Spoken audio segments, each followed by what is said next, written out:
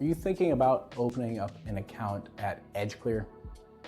While we strive to onboard as many traders as possible, there are important criteria that must be met before an account is approved with us for funding and opening. Let's walk through what's needed, why an account might not be accepted, and how these safeguards protect both the traders and the marketplace.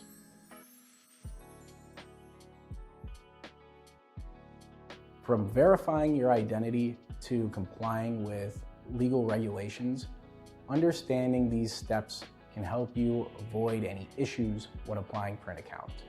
Let's talk about standard identifying documentation. One of the main reasons a futures account could be denied is due to issues with identity verification. Know your customer regulations are crucial to properly identifying all traders who are accessing the market. This means that every trader must go through a verification process before being approved for an account and before trading live. EdgeClear accepts nearly all account types.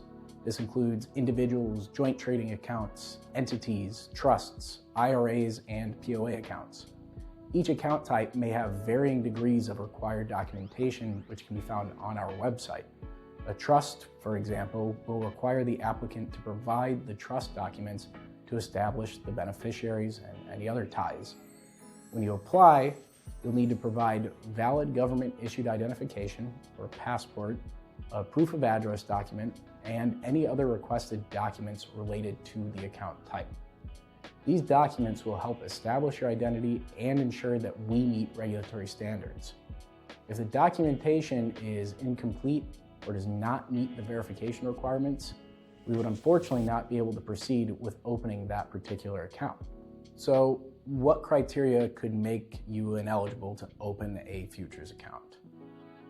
One example that could lead to not being able to open an account relates to the age of the applicant.